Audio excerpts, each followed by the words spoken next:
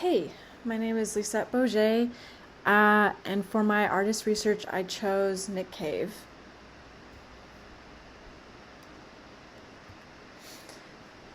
In the New York Times article, Nick Cave is the most joyful and critical artist in America.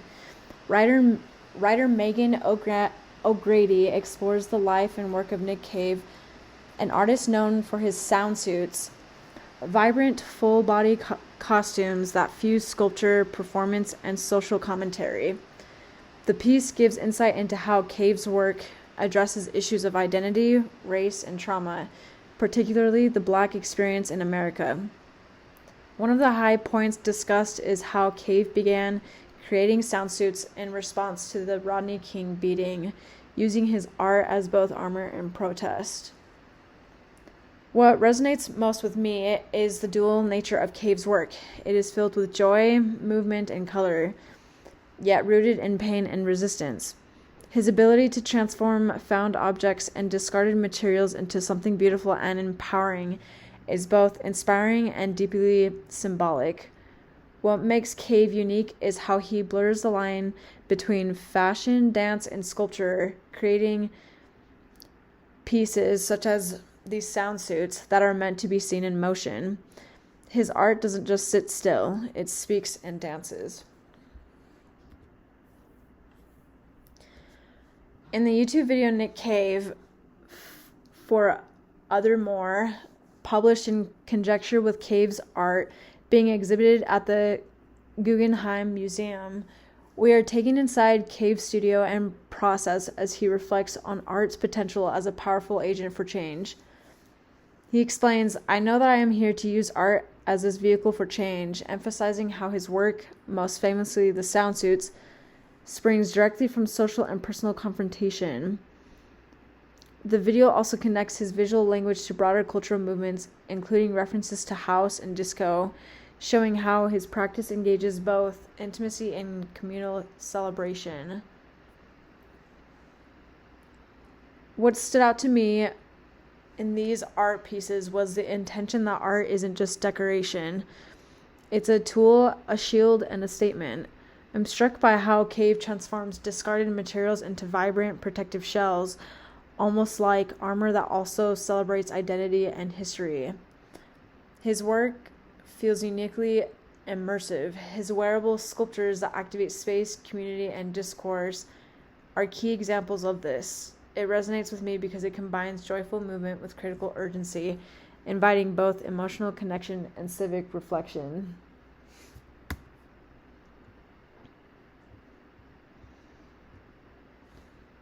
This art show of Cave's work prominently features 3 monumental bronze sculptures titled amalgams that blend casts of Cave's own body with intricate natural motifs like flowers, birds, and branches.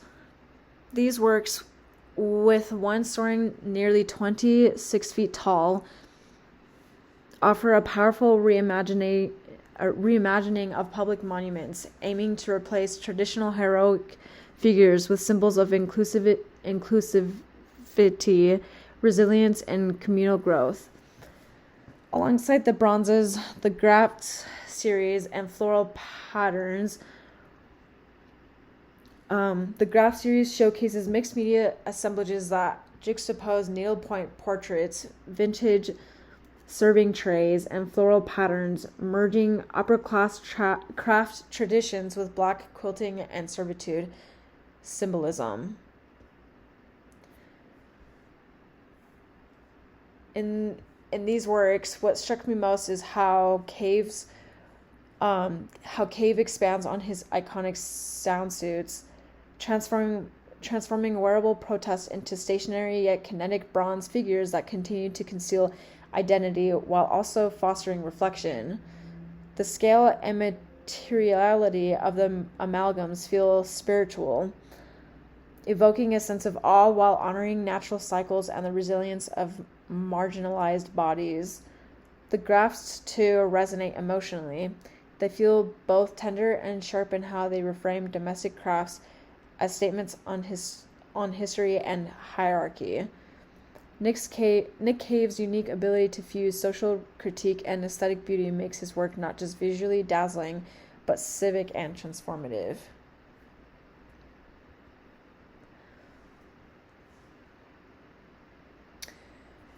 In the Nick Cave childhood, Cave recounts growing up in Fulton, Missouri, one of 7 brothers within a close-knit community where neighbors acted as caretakers and shared responsibilities. Though his family didn't have much money, they were rich with love, support, and creative encouragement. His mother even extended that care by helping feed another family. Cave and his brother Jack learned early to make things out of whatever was around, forging art from scarcity, and his grandmother's words served as his spiritual and creative shield. You have Papa's soul. What resonates with me is how this childhood of compassion, resourcefulness, and collective care laid the foundation for his later work. I'm deeply moved by the way Cave transformed everyday materials into something expressive and dignified. What's unique about him is how early experiences of communal responsibility and making art from repurposed objects informed not just his sound suits, but his entire artistic philosophy. His art feels rooted in empathy and innovation, which lead me to asking and for me to consider the question of how art emerges from place and memory.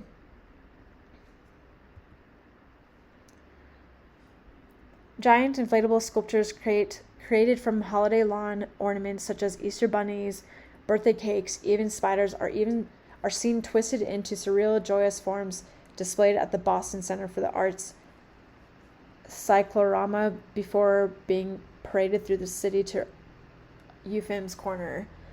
The piece also included a vibrant community-designed vinyl mural on an old bank, with local residents contributing their own art via street workshops. Cave speaks to the tension within this work.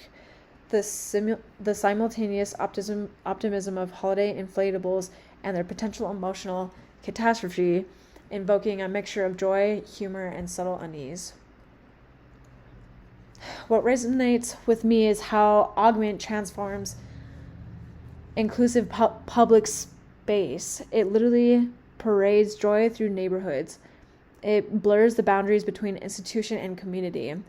I'm struck by how Cave takes whimsical, familiar objects and recontextualizes them into something both disarming and profound. What's unique about him is his skill in turning public spectacle into a layered social interaction. This work encourages collaboration while confronting complexities. Cave's art moves beyond static sculpture to become something lived and shared.